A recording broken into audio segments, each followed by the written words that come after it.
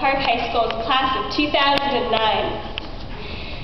To Dr. Wood, Ms. Lewis, members of the Board of Education, Mr. Williams and Mr. Lassiter, and to my friends in caps and gowns, and to our parents, teachers, and siblings, it is as much an honor to stand before you today as it was to have learned in your midst.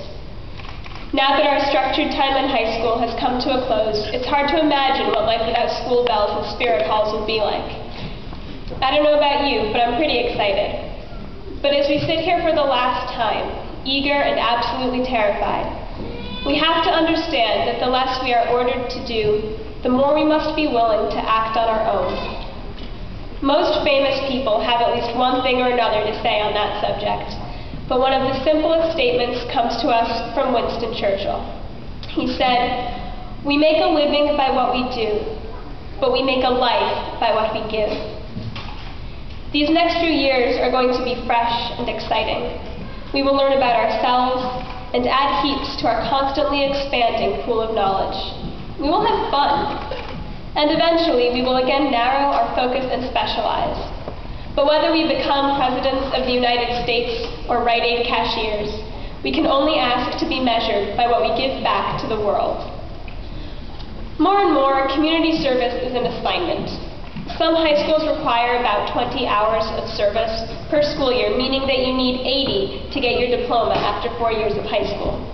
At Highland Park, you need 50 hours of service to be eligible for National Honor Society, a smattering of service projects to fill out the Common App for college. And if you get arrested, guess what? You'll be doing a bit of gardening for the borough. Now, I'm not saying that these requirements are pointless or should be dropped. Service has to start somewhere. But the hope is that by now, after having gone through this school system, we no longer consider it an obligatory drag, but rather an opportunity to be of use. We are mature enough to expand the concept of service. In high school, we are limited to activities for which we can allot a set number of hours, and for which a supervisor can sign his or her name, certifying that, yeah, you did indeed play with small children without compensation for 3¼ hours.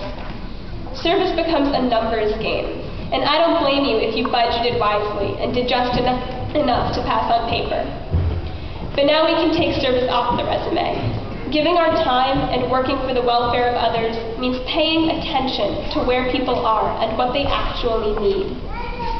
In 2006, Muhammad Yunus and his Grameen Bank won the Nobel Peace Prize for developing a system of microcredit that enabled impoverished groups of individuals to take out loans for small business ventures, like raising chickens